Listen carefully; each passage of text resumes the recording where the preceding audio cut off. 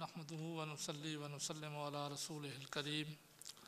اما بعد فاعوذ بالله من الشيطان الرجيم بسم الله الرحمن الرحيم وما يلفظ من قول الا لديه رقيب عتيد قال الله تبارك وتعالى في شان حبيبه في مقام آخر ان الله وملائكته يصلون على النبي یا ایھا الذین آمنوا صلوا علیہ وسلموا تسلیما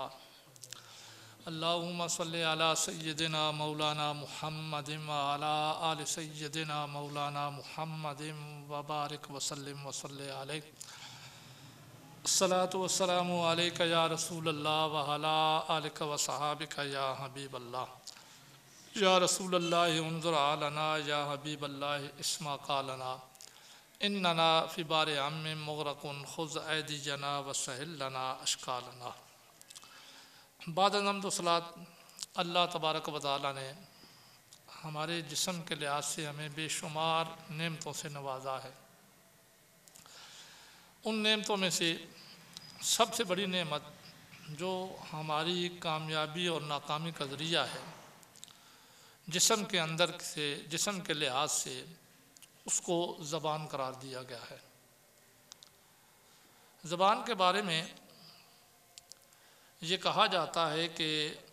تفسیر کبیر میں امام فخر الدین رازی رحمۃ اللہ تعالیٰ علیہ نے بھی فرمایا کہ المرء محبوء تحت لسانہ، آدمی ہمیشہ اپنی زبان کے نیچے چھپا ہوا ہوتا ہے۔ جب تک وہ خاموش رہتا ہے اس کے بارے میں بندہ اندازہ نہیں لگا سکتا کہ یہ کیسا انسان ہے، لیکن جیسے ہی وہ کلام کرتا ہے تو اس کے کلام سے بندے کو پتہ چل جاتا ہے کہ یہ کیسا انسان ہے، کیونکہ زبان ہی آدمی کو چھپائے ہوئی ہوتی ہے۔ اور اسی وجہ سے قرآن مجید میں بھی اللہ تبارک و تعالیٰ نے بندوں کی جو آزمائش کی ہے تو اللہ تبارک و تعالیٰ نے ہمیں حکم دیا، فرمایا وَمَا يَلْفِظُ مِن قَوْلٍ إِلَّا لَدَيْهِ رَقِيبٌ عَتِيدٌ۔ میں نے لوگوں تمہیں زبان دی ہے نا، زبان سے تم کلام کرتے ہو، اچھا کلام بھی کر سکتے ہو، برا کلام بھی کر سکتے ہو۔ میں نے تمہیں عقل دے دی ہے، راستہ دکھا دیا ہے، اب یہ زبان تمہاری نجات اور تمہاری ناکامی کا ذریعہ ہے۔ اس لیے کہ یہ نہ سمجھنا کہ تم زبان سے کوئی کلام کرو گے تو کہیں چھپ کر کرو گے تو مجھے پتہ نہ چلے گا۔ اللہ تبارک و تعالیٰ تو ویسے بھی علیم الخبیر ہے، لیکن اللہ تبارک و تعالیٰ فرماتے ہیں کہ میں نے قانونی قدرت کے مطابق ایک فرشتہ تمہاری زبان پر بھی مقرر کر رکھا ہے۔ وَمَا يَلْفِظُ مِن قَوْلٍ إِلَّا لَدَيْهِ رَقِيبٌ عَتِيدٌ۔ کوئی بندہ کوئی بھی زبان سے تلفظ نہیں کرتا، اچھا ہو یا برا، جیسا بھی وہ زبان کھول کے جب تلفظ کرے گا تو اللہ تبارک و تعالیٰ فرماتے ہیں کہ ہمارا ایک نگہبان اس کے پاس ہمیشہ موجود ہوتا ہے جو اس کو لکھتا ہے، اور میدان محشر میں اس کے سامنے وہ سارا کچھ پیش کیا جائے گا۔ اسی لیے حضور علیہ الصلوۃ والسلام نے بھی جب بحیثیت مومن ہمیں مسلمان ہونے کی ترغیب دی تو یہ بخاری شریف کی بڑی مشہور حدیث ہے۔ اللہ تبارک و تعالیٰ کے محبوب نے بھی اس وقت مومنوں کو یہی ارشاد فرمایا، المسلم من سالم المسلمون من لسانہ ویدہ او کما قال علیہ السلام۔ آپ نے بھی یہ فرمایا کہ مسلمان وہ ہے جس سے دوسرے مسلمان اس کی زبان اور ہاتھ سے محفوظ رہیں۔ اگر دوسرے مسلمان کسی مسلمان کی زبان اور ہاتھ سے بچے ہوئے نہیں ہیں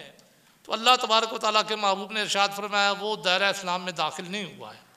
وہ مسلمان نہیں ہے۔ تو اس حدیث میں بھی آپ دیکھیں گا کہ اللہ تبارک و تعالیٰ نے محبوب نے لسان کو پہلے بیان کیا۔ آپ نے پہلے فرمایا من لسانہ ویدہ، کہ جس کی زبان اور ہاتھ سے دوسرے مسلمان محفوظ رہیں، تو آپ نے جہاں پہ بھی حضور علیہ الصلوۃ والسلام نے لسان کو پہلے بیان کیا۔ فرمایا زبان سے اگر محفوظ رہیں گے دوسرے مسلمان تو اس سے یہ پتہ چلا کہ زبان کی حفاظت بہت ضروری ہے۔ تو آج کا چونکہ میرا موضوع، میں اس پر ابتدائیہ ابھی کچھ باتیں کہہ رہا ہوں حدیث اور اقوال کے حوالے سے،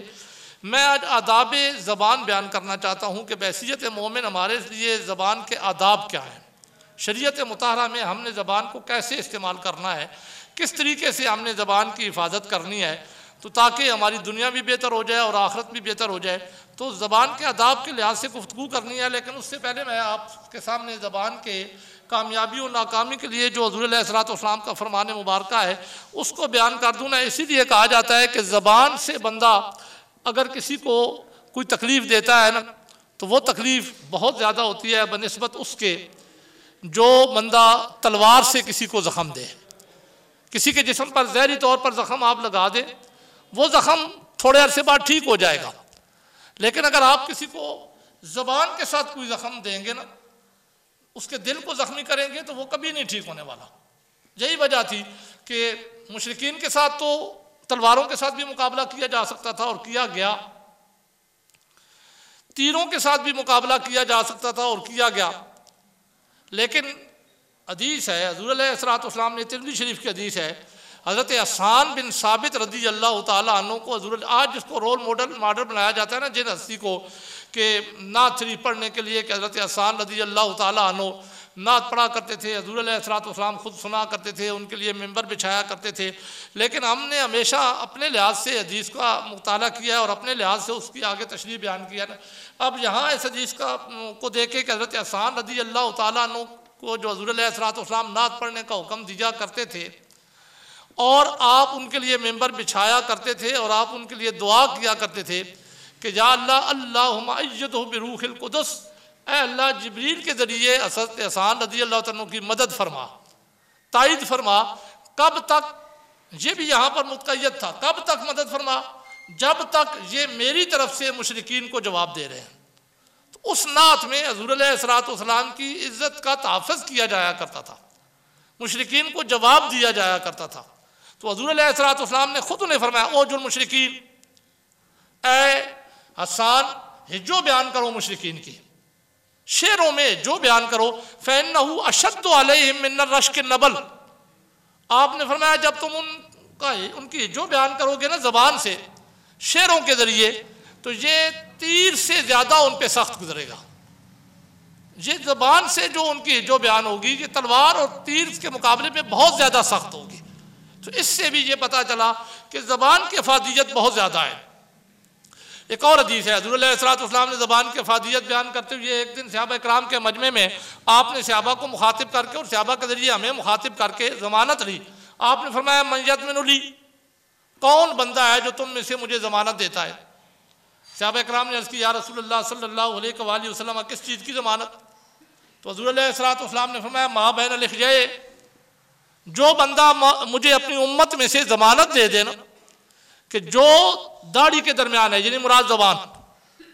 جو دو ہونٹوں کے اندر ہے زبان، وما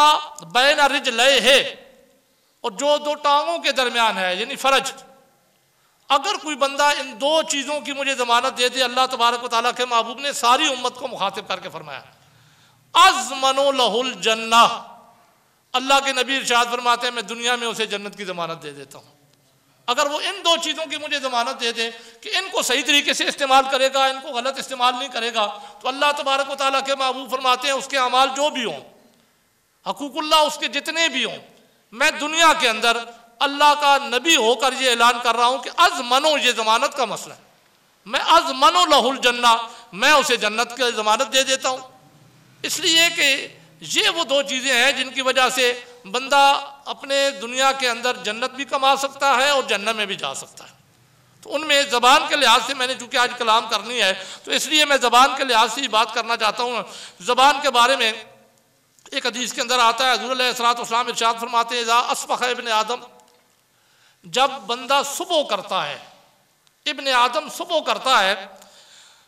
فإن الأعضاء كلها، سارے جسم کے اعضاء، ہاتھ پاؤں، بندے کا چہرہ، آنکھیں، سر، جہاں تک کہ دل بھی، جتنے جسم کے اعضاء ہیں نا انسان کے، کلہا، حدیث کے الفاظ ہیں، تکفر اللسان، زبان کے آگے ہاتھ جوڑ کے کھڑے ہو جاتے ہیں۔ اب یہ اللہ تبارک و تعالیٰ کے محبوب کا فرمان ہے۔ حضور علیہ الصلوۃ والسلام ارشاد فرماتے ہیں کہ جب بھی ہر روز کی یہ بات ہے، صبح کرتا ہے بنی نوع انسان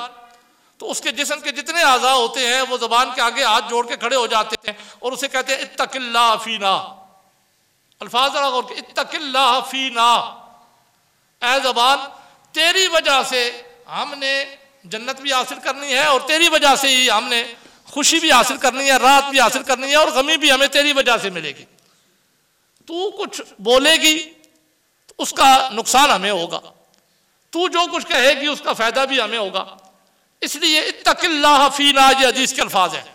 اللہ کے نبی فرماتے ہیں کہ سارے اعضاء زبان کے آگے ہاتھ جوڑ کے کھڑے ہو کر کہتے ہیں اللہ کے لیے ہمارے لیے اللہ سے ڈرنا، خدا کے لیے اللہ تبارک و تعالیٰ سے ڈرتے رہنا، فینا ہمارے لیے، فإنما نحن بک، کیونکہ ہمارا سارا دار و مدار تیرے اوپر ہے۔ یہ صرف زبان کو سارے اعضاء کہہ رہے ہوتے ہیں، جسم کا ہر عضو زبان کے آگے یہ کہہ رہا ہوتا ہے اور اس کے آگے ہاتھ جوڑ کر التماس کر رہا ہوتا ہے کہ اے زبان ہے تو چھوٹی سی لیکن ہم سب کا دار و مدار تیرے اوپر ہے، اتق اللہ فینا، اللہ سے ڈرنا ہمارے بارے میں۔ اب اگلے فعل استقمتا استقمنا، اگر تو سیدھی رہی نا تو ہمیں کوئی غم نہیں ہے۔ ہر اس زبان کو ہاتھ جوڑ کے کہہ رہا ہوتا ہے استقمنا، ہم بھی سیدھے رہیں گے۔ فین آوججتا آوججنا، لیکن اگر تو ٹیڑھی ہو گئی نا تو ہمیں بھی ٹیڑھا ہونا پڑے گا، تیری وجہ سے ہمیں بھی نقصان اٹھانا پڑے گا، اس لیے تو سیدھی رہ۔ تو کتنا بڑا پیغام دیا حضور علیہ السلام نے اپنی امت کو کہ زبان کو استعمال کرو، صحیح زبان کی حفاظت کرو۔ پھر ایک اور حدیث میں آتا ہے اللہ تبارک و تعالیٰ کے محبوب ارشاد فرماتے ہیں نا ان العبد لیتکلم بالکلمۃ، اب زبان سے بندہ کس طرح جنت حاصل کرتا ہے، کس طرح جنت میں جاتا ہے، اس حدیث سے یہ بھی واضح ہو جائے گا۔ اللہ تبارک و تعالیٰ کے محبوب ارشاد فرماتے ہیں ان العبد لیتکلم بالکلمۃ، ایک بندہ زبان سے کلام کرتا ہے، کچھ باتیں تلفظ کرتا ہے، من رضوان اللہ، بڑا خوشبخت وہ بندہ ہوتا ہے کہ جو زبان سے وہ کلام کرتا ہے جو اللہ کی رضا کا کلام ہوتا ہے۔ اللہ تبارک و تعالیٰ اس کلام سے بندے سے راضی ہوتے ہیں، ایسا کلام ہوتا ہے، ایسے اس کے کلمات ہوتے ہیں، ایسے وہ الفاظ ادا کرتا ہے جو اللہ کی رضا کے الفاظ ہوتے ہیں۔ تو اللہ تبارک و تعالیٰ کے محبوب ارشاد فرماتے ہیں لا یلقی لہا بالن، حالانکہ اس کے دل میں ایک لمحے کے لیے بھی خیال نہیں گیا کہ میں یہ اللہ کی رضا کے لیے کلمات لکھ رہا ہوں، بول رہا ہوں، اسے تو توجہ ہی نہیں ہے کہ میں کلمات کون سے بول رہا ہوں، ایک لمحے کے لیے اس کی توجہ اس جانب گئی بھی نہیں ہے۔ لیکن پھر بھی اللہ تبارک و تعالیٰ کے محبوب ارشاد فرماتے ہاں اس نے کلام ایسے ادا کر دیے، کلمے ایسے ادا کر دیے زبان سے جو اللہ تبارک و تعالیٰ کی رضا کے لیے کلمے تھے۔ لا یلقی لہا بالن، یہ حدیث کے الفاظ ہے، اس کے دل میں کھٹکا بھی نہیں گیا کہ میں یہ کلمے اس لیے ادا کر رہا ہوں کہ مجھے اللہ کی رضا مل جائے، بس اس کی زبان سے یہ کلمے نکل گئے، کیونکہ خوشبخت تھا، اچھے کلمات ادا کیا کرتا تھا، اچھے کلمات کے ساتھ والوں کے ساتھ رہا کرتا تھا، تو جیسی مجلس ہو ایسے ہی کلمے بھی بندے کی زبان سے نکلتے ہیں۔ تو جب اس کی زبان سے اچھے کلمے نکل گئے لا یلقی لہا بالن، اللہ تبارک و تعالیٰ کے محبوب ارشاد فرماتے ہیں اس نے نیت سے یہ کلمات نہیں کہے تھے، اس کا تو ادھر خیال بھی نہیں تھا، اس کی تو ادھر توجہ بھی نہیں تھی، لیکن زبان چونکہ بندے کے جنت اور جہنم میں جانے کا ذریعہ ہے، اس لیے اللہ تبارک و تعالیٰ کے محبوب فرماتے ہیں یرفع اللہ بہا درجات، اس بندے کو پتہ بھی نہیں چلتا اس کے جنت میں درجے بلند ہو رہے ہوتے ہیں ان کلمات کی وجہ سے، جو وہ کلمات بے دھیانی میں بھی کہتا ہے لیکن ایسے کلمات کہتا ہے جو اللہ کی رضا کے کلمات ہوتے ہیں۔ تو یرفع اللہ بہا درجات،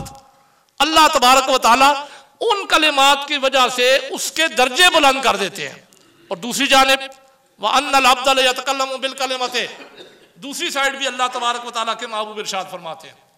کہ بندہ کلام کرتا ہے کچھ کلمے من سخط اللہ، جو اللہ کی ناراضگی کے کلمات ہوتے ہیں۔ اب بندے کو پتہ ہی نہیں کہ یہ اللہ کی ناراضگی کے کلمات ہیں یا میں ادا کر رہا ہوں، اسے ہوش ہی نہیں ہے، وہ تو بے دھیانی میں یہ کلمات کہہ دیتا ہے، جیسے وہ کلمات جو اس نے بے دھیانی میں کہہ دیے کہ جن کی اسے توجہ نہیں تھی لیکن کہہ دیے اللہ کی رضا کے کلمات تھے۔ اب یہ کلمات اس نے کہے اللہ کی ناراضگی کے کلمات ہیں، بے دھیانی میں کہہ رہا ہے، اس کی توجہ ہی نہیں ہے ادھر۔ تو حضور علیہ السلام ارشاد فرماتے ہیں لا یلقا لہا بالن، اب جہاں پہ پھر حدیث کے وہی الفاظ ہیں، اس کی توجہ نہیں ہے ان کلمات کہنے کے، بے دھیانی میں کہہ رہا ہے، نیت سے نہیں کہہ رہا، اس کی زبان سے نکل گئے یہ کلمے، اسے پتہ بھی نہیں چلا کہ میری زبان سے یہ کلمے نکل گئے، تو ہوگا کیا؟ یاوی بہا فی جہنم، ان کلمات کی وجہ سے اللہ اسے جہنم کے نچلے ترین طبقے میں پہنچا دیتے ہیں۔ اس لیے زبان، اس کی حفاظت کرنا ضروری ہے۔ بندہ زبان کی حفاظت کرے گا تو اس دنیا میں بھی کامیابی پائے گا، آخرت میں بھی کامیابی پائے گا۔ اس دنیا میں تو دیکھیں، پیٹھ کو اگر کوڑے سہنے پڑتے ہیں تو زبان کی وجہ سے، جسم کو تکلیفیں اٹھانی پڑتی ہیں تو زبان کی وجہ سے، یہی طریقہ آخرت میں بھی آئے گا۔ زبان کے اسی لیے تو اللہ تبارک و تعالی نے فرمایا ما یلفظ من قول الا لدیہ رقیب عتید، کہ کوئی بھی بندہ کوئی تلفظ کرتا ہے زبان سے تو ہمارا نگہبان فرشتہ اس کے پاس بیٹھا ہوا ہے، وہ تلفظ کرتا ہے تو وہ لکھ رکھتا ہے، ہم اس کا حساب اس سے لیں گے۔ اس لیے زبان کے آداب جاننا ضروری ہے۔ شریعت مطہرہ میں جو زبان کے آداب بیان کیے گئے ہیں، میں ان میں سے فردن اگر میرے پاس پورا وقت ہوا تو فردن تفسیر بیان کروں گا، ورنہ ایک دو کی تفسیر بیان کر دیتا ہوں۔ ان میں سے سب سے پہلا زبان کا ادب، اللہ نے زبان اس لیے دی ہے کہ عقیدے کی حفاظت کرنی ہے۔ سب سے پہلا زبان کا جو ادب ہے بحیثیت مومن ہمارے لیے، وہ ہے عقیدے کی حفاظت کرنا۔ اللہ تبارک و تعالیٰ کی ذات کے بارے میں کوئی ایسا جملہ نہ بول دیا جائے کہ جو جملہ ہمیں جہنم میں لے کر چلا جائے۔ حضور علیہ الصلوۃ والسلام کی ذات مبارکہ کے بارے میں کوئی ایسا ہلکا لفظ نہ کہہ دیا جائے کہ جو ہمیں جہنم میں لے کے چلا جائے۔ جب عقیدے کی ہم حفاظت کریں گے نا زبان کے ذریعے تو اس کا فائدہ کیا ہوگا؟ اس سلسلے میں ایک حدیث میں آپ کو سنا دیتا ہوں تاکہ میں اگلے ادب کی طرف چلا جاؤں۔ یہ حدیث ہے تفسیر کبیر جلد نمبر 1 سورہ فاتحہ کی تفسیر میں امام فخر الدین رازی رحمۃ اللہ تعالی اس حدیث کو روایت کرتے ہیں۔ وہ فرماتے ہیں کہ میدان محشر ہوگا تو اللہ تبارک و تعالیٰ ایک بندے کو مخاطب کر کے فرمائیں گے یا فلانو ادخل الجنت بعملک، اے فلانے جنت میں داخل ہو جا اپنے ایک عمل کی وجہ سے۔ اب یہاں تو ہمیں حدیث کہتی ہے کہ بندہ اعمال کی وجہ سے تو جنت میں جائے گا ہی نہیں، جائے گا تو رب کے فضل کی وجہ سے جائے گا۔ 500 سال زندگی اعمال کرتا رہا لیکن بندہ اللہ تبارک و تعالیٰ کے رحمت کا امیدوار ہوگا، تو یہاں اللہ تبارک و تعالیٰ جو بالعمل بعمل کا حدیث کے الفاظ ہیں، ایک عمل کی وجہ سے اس بندے کو جنت میں بھیج رہے ہوں گے، تو مطلب کیا ہے؟ اللہ کے محبوب ارشاد فرماتے ہیں مطلب یہ ہے کہ وہ ایک عمل اللہ کی بارگاہ میں اتنا پسند آ گیا نا کہ اللہ نے اس ایک عمل کی وجہ سے اس بندے پہ فضل کیا اور اسے جنت عطا کر دی۔ اب یہ حدیث کے الفاظ ہیں یا فلانو ادخل الجنت بعملک، اے فلانے جنت میں داخل ہو جا اپنے ایک عمل کی وجہ سے۔ بندہ سوچنے لگ پڑے گا میدان محشر میں، اپنی زندگی کی طرف توجہ دے گا کہ میں نے تو ایسا کوئی عمل نہیں کیا تھا کہ جس عمل کی مجھے اتنی امید ہو کہ ایک عمل کی وجہ سے مجھے جنت مل جائے گی۔ تو جب سوچے گا نا تو اللہ تبارک و تعالیٰ اسے توفیق دیں گے۔ امام فخر الدین رازی رحمۃ اللہ تعالی فرماتے ہیں، حدیث کے الفاظ ہیں، وہ فرماتے ہیں کہ اللہ جب اسے توفیق دیں گے نا تو وہ اللہ کی بارگاہ میں عرض کرے گا الہی ماذا عملت، یا اللہ وہ میرا عمل کون سا ہے کہ جس پہ تو نے اتنا فضل بہایا، مجھے تو اپنا کوئی عمل بھی اس قابل نہیں لگ رہا کہ تو نے مجھے جنت عطا کر دی۔ اب یہ حدیث کے الفاظ ہے الہی ماذا عملت، یا اللہ میرا کون سا عمل تھا جس عمل کی وجہ سے تو نے مجھے جنت عطا کر دی، مجھے تو کوئی یاد نہیں ہے کہ میں نے کوئی ایسا عمل کیا۔ الستا، اب یہ حدیث کے اگلے الفاظ سنیے، میں نے پہلے کہا کہ عقیدے کی حفاظت، اگر زبان سے عقیدے کی حفاظت ہو گئی نا تو پھر چھوٹا سا عمل بھی ہمیں جنت میں لے جائے گا، چھوٹا سا عمل بھی۔ اب بندے نے عقیدے کی حفاظت کر رکھی تھی تو اس کے کون سا عمل ذرا سنیے، کتنا آسان سا عمل ہے، لیکن اللہ تبارک و تعالیٰ نے اس عمل کی وجہ سے بندے پہ کتنے فضل کیے، ساری زندگی کے گناہوں پہ معافی کی قلم پھیر دی۔ عمل کیا ہے؟ حدیث کے الفاظ ہیں، اللہ اسے فرمائیں گے الست لما کنت نائما، اے میرے بندے تو ایک رات کو سویا ہوا تھا، لما کنت نائما، کیا تو سویا ہوا نہیں تھا ایک رات؟ تقلبت من جنب الى جنب، سوتے ہوئے تیری ایک سائیڈ میں تھوڑی سی تھکاوٹ ہوئی، تو نے سائیڈ لی، ایک پہلو سے دوسرے پہلو کی طرف گیا تو نے اتنا کہہ دیا قلت فی خلال ذلک اللہ، کہ تیری زبان میں میرا تکرار، میرا ذکر ہوا کرتا تھا، میرے رسول کا ذکر ہوا کرتا تھا، تو نے زبان کو عقیدے کے لحاظ سے حفاظت میں رکھا ہوا تھا نا، تو سوتے سوتے جب تو پہلو بدلنے لگا، تو نے پہلو بدلا تو قلتا خلال ذالک اللہ، اس پہلو بدلتے ہوئے تو نے اللہ کہہ دیا۔ ایک لمحے کے لیے تو بیدار ہوا تو نے پہلو بدلا تو نے اللہ کہہ دیا، حدیث کے الفاظ بھی ہیں، ثم غلبک النوم، پھر تجھ پر نیند کا غلبہ آ گیا، دوسرے پہلو میں جا کے تو دوبارہ سو گیا، تجھ پر نیند کا غلبہ آ گیا، فنسیت ذالک،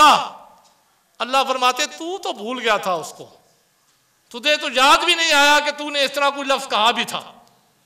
تو نے پہلو بدلتے ہوئے رات کو سوئے ہوئے فنسیت، صرف اللہ کہا، تو بھول گیا تھا، تجھ پر تو نیند کا غلبہ تھا۔ لیکن اللہ تبارک و تعالیٰ فرماتے ہیں اما انا فلا تاخذنی سنۃ ولا نوم فما نسیت ذلک، لیکن میری ذات تو وہ ہے نا جس پر نیند بھی نہیں آتی، اونگ بھی نہیں آتی، اور میں بھولتا بھی نہیں ہوں۔ تو بھول گیا تھا، تو نے صرف اپنے زبان کو عقیدے کے لحاظ سے حفاظت میں رکھا ہوا تھا دنیا کے اندر اپنی طاقت کے مطابق، تو اس عقیدے کی حفاظت کا زبان کے لحاظ سے فائدہ تجھے یہ ہوا کہ رات کو تو پہلو بدلتے ہوئے تیری زبان سے اللہ نکل گیا، یہ تیری زبان کی وجہ سے میں نے تجھے اتنا کرم عطا کر دیا کہ تو بھول گیا، لیکن میں نے تیرا یہ عمل نہیں بھولا، کیونکہ میں بھولنے والی ذات نہیں ہوں۔ تو اس ایک عمل کی وجہ سے ادخل الجنت بعملک، اللہ کے نبی ارشاد فرماتے ہیں بھرے میدان میں اس کو کہا جائے گا اس عمل کی وجہ سے اب تو جنت میں چلا جا۔ اس لیے میں نے آپ کے سامنے کہا نا کہ اب تفسیر کی اسی بہت زیادہ ہے کہ زبان کی حفاظت ضروری ہے، زبان کے آداب قرآن مجید اور حدیث مبارکہ میں بیان کیے گئے ہیں، کیونکہ زبان ہی تو ایسی ہے کہ جو بندے کو، میں نے پہلے تفسیر کبیر کے حوالے سے آپ کے سامنے قول پڑھا تھا کہ بندہ ہمیشہ اپنی زبان کے نیچے چھپا ہوا ہوتا ہے، بندے کی اچھائی اور برائی کا پتہ ہی زبان سے چلتا ہے، کہ جس طرح زبان کو استعمال کرو گے اسی طریقے سے بندے کی حیت کا پتہ چلتا ہے کہ یہ بندہ کیسے ہے۔ تو خصوصاً بحیثیت مومن ہمیں تو زبان کے آداب کا لحاظ رکھنا پڑے گا۔ تو زبان کے آداب میں پہلا آداب ہے عقیدے کی حفاظت کرنا۔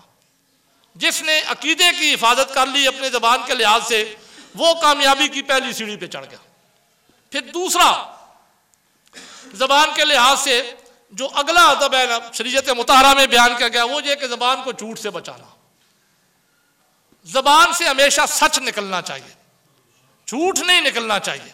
ہاں وہ جگہ جہاں پہ حضور علیہ الصلوۃ والسلام نے جھوٹ بولنے کی اجازت دی ہے وہ 3 جگہیں ہیں، ان جگہوں پہ شریعت مطہرہ کے مطابق وہ جھوٹ بولا جا سکتا ہے جس کی اجازت دے دی گئی ہے، جس کو بھی استعارہ کہا جاتا ہے۔ اس کے علاوہ کبھی بھی زبان سے جھوٹ نہیں نکلنا چاہیے۔ زبان کو جھوٹ سے بچانا، جو بندہ جھوٹ بولتا ہے نا، سب سے بدترین گناہ بحیثیت مومن جھوٹ بولنا ہے۔ حضور علیہ الصلوۃ والسلام نے ایک دن صحابہ کرام کے مجمع میں فرمایا مومن بے حیا ہو سکتا ہے، زانی ہو سکتا ہے، آپ نے کچھ گناہ گنوائے، فرمایا مومن شیطان کے غلبے میں آ کر یہ سب کچھ کر سکتا ہے لیکن مومن جھوٹا نہیں ہو سکتا۔ کتنی وضاحت کے ساتھ حضور علیہ الصلوۃ والسلام نے مومن کی فضیلت بیان کی، لیکن ہم کیسے مومن ہیں کہ ہمارے اندر جھوٹ سب سے زیادہ ہے۔ اللہ تبارک و تعالیٰ کے محبوب نے فرمایا مومن جھوٹا نہیں ہو سکتا، یہ ہو ہی نہیں سکتا کہ مومن جھوٹا بولے، جھوٹ بولے۔ اس کی وجہ یہ ہے کہ اللہ کے نبی نے فرمایا اذا کذب العبد، جب کوئی بندہ جھوٹ بولتا ہے نا، زبان سے جھوٹ کا تلفظ کرتا ہے، تباعد عنہ الملک، جو فرشتہ رحمت کا اس کے پاس ہوتا ہے، ہمیشہ ایک رحمت کا فرشتہ بندے کے ساتھ ہوتا ہے جو بندے کے لیے رحمت کی دعا مانگتا ہے اللہ تبارک و تعالیٰ سے۔ تو اللہ تبارک و تعالیٰ کے محبوب فرماتے ہیں، اور یہ ترمذی شریف کی حدیث ہے کہ اذا کذب العبد، جب بندہ جھوٹ بولتا ہے، تباعد عنہ الملک، وہ فرشتہ اس سے دور چلا جاتا ہے، اس کو چھوڑ جاتا ہے، اس کے قریب رہتا بھی نہیں ہے۔ کتنا دور چلا جاتا ہے؟ میلن، 1 میل تک اس سے دور چلا جاتا ہے جب بندہ جھوٹ بول رہا ہوتا ہے۔ کس وجہ سے؟ من نتن ما جاء بہ، اس بدبو کی وجہ سے جو جھوٹ کی وجہ سے بندے کے منہ سے آتی ہے۔ فرشتہ اس رحمت والا، اب 1 میل کے فاصلے پر فرشتہ رحمت والا جاتا ہے، ادھر بندہ جھوٹ بول رہا ہوتا ہے تو جھوٹ کی وجہ سے وہ کتنی گہرائی میں جا رہا ہوگا کہ جب رب سے رحمت مانگنے والا فرشتہ ہے وہ تو اس کے پاس رہا نہیں ہے۔ یہ جھوٹ ایسی لعنت تھی، ہم تو بحیثیت مسلمان ہمارے لیے تو حضور علیہ السلام نے پیغام دے دیا نا کہ مومن جھوٹا نہیں ہو سکتا۔ آپ اگر اسلام کی تاریخ پڑھیں تو بڑی مشہور روایت ہے، جب حضور علیہ السلام نے حبشہ کی طرف ہجرت کر کے مسلمانوں کو اجازت دے دی، وہ گئے تو اس وقت ظاہر مسلمانوں کی تعداد تھوڑی تھی، شاہ حبشہ کے پاس پہنچ گئے، مکہ کے مشرکین بھی بڑے بڑے سردار، انہوں نے جا کر کہا یہ بھاگ کے آئے ہیں، انہیں ہمارے حوالے کرو۔ تو اس میں جناب ابو سفیان، انہوں نے کلمہ نہیں پڑھا تھا، اس نے شاہ حبشہ نے کہا نا، شاہ نجاشی نے، کہ تم میں سے کوئی ہے جو اس نبی کے خاندان سے بھی تعلق رکھتا ہو، میں چند سوالات کروں گا، وہ مجھے جوابات دے۔ تو جناب ابو سفیان کھڑے ہو گئے، انہوں نے کہا میں ہوں۔ اب یہ بخاری شریف کی طویل حدیث ہے، لیکن صرف اس کا آخری جملہ پیش کرنا چاہتا ہوں۔ جناب ابو سفیان سے جو سوال کیے گئے وہ اس کے مطابق جو سوال تھے، جو جواب بنتے تھے وہ دیتے رہے۔ انہوں نے پوچھا کہ جس نے نبوت کا اعلان کیا ہے کیا اس کے خاندان میں پہلے کسی اور نے نبوت کا اعلان کیا تھا؟ ابو سفیان نے کہا نہیں، ایسا کوئی نہیں ہے۔ اس کے ماننے والے کتنے ہیں، بڑھ رہے ہیں یا کم ہو رہے ہیں؟ ابو سفیان نے کہا بڑھ رہے ہیں۔ پھر شاہ حبشہ نے سوال کیا کہ جو اس کا ہو جاتا ہے کیا اس کا دین چھوڑ کے واپس بھی آتا ہے یا نہیں؟ تو ابو سفیان نے کہا نہیں، وہ تو مرد مٹنے کے لیے تیار ہو جاتے ہیں، وہ تو نہیں آتے۔ اب اس نے سوال کیا کہ کیا کبھی اس نے کوئی بات کہنے کے بعد اپنی بات پر، جس کو ہم یو ٹرن کہتے ہیں، کہ موڑ بھی لیا ہو؟ تو ابو سفیان کہتے ہیں، حدیث کے الفاظ ہیں، وہ کہتے ہیں جب تک میں ان کے اندر تھا نا ایسا کبھی نہیں ہوا، اب میں وہاں سے آیا ہوں تو شاید پیچھے ہو گیا ہو۔ اب وہ خود یہاں پہ حدیث کے الفاظ ہیں، بعد میں مسلمان ہوئے تو انہوں نے خود کہا، انہوں نے کہا کہ یہ ایک جگہ تھی جہاں پہ مجھے اپنے پاس سے کچھ کہنے کو موقع ملا کہ میں اس نبی کے بارے میں کوئی جھوٹ بات اشارہ ہی دے سکوں، ورنہ میں جھوٹ بولتا اگر مجھے یہ ڈر نہ ہوتا کہ یہ لوگ مجھے جھوٹا کہیں گے۔ اب یہاں سے دیکھیے کہ کفار ہو کر بھی اس وقت کے وہ بھی جھوٹ نہیں بولا کرتے تھے کہ جھوٹ کا تانا ہمیں پڑے گا کہ یہ جھوٹا ہے، لیکن ہماری حالت کیا ہے؟ مسلمان ہو کر ہم کبھی سچ نہیں بولتے۔ تو حضور علیہ السلام نے جو شریعت مطہرہ میں زبان کے آداب بتائے ہیں نا، ان میں دوسرا آداب میں نے آپ کے سامنے بیان کیا، زبان کو جھوٹ سے بچانا، وقت ہو گیا ہے میں تفصیل تو نہیں بیان کر سکتا۔ تیسرا آداب یہ ہے کہ غیبت سے زبان کو بچانا۔ چوتھا آداب یہ ہے کہ زبان سے کسی کو گالی نہ دینا۔ کم از کم یہ 4 آداب، ان کا خیال رکھیں اپنی زبان کے لحاظ سے۔ آپ ان آداب کا جب خیال رکھیں گے تو حضور علیہ السلام کی اس حدیث مبارکہ کے مطابق کہ جو مجھے زبان کی ضمانت دے دے، اللہ کے نبی فرماتے ہیں میں اسے جنت کی ضمانت دے دیتا ہوں۔ تو لیکن یہ اعمال ہم نے کرنے ہیں جو اللہ تبارک و تعالیٰ کی رحمت کا سبب بنتے ہیں، ذریعہ بنتے ہیں۔ اب چونکہ وقت ہو گیا ہے تو ہر روز ہر جمعے کے مسئلے کے مطابق آج کا مسئلہ، اچھی بات سن کے دوسروں تک پہنچانا صدقہ جاریہ ہے۔ مزید اچھی ویڈیو دیکھنے کے لیے ہمارا چینل کو لائک، سبسکرائب اور بیل کے بٹن کو دبا دیں۔ شکریہ۔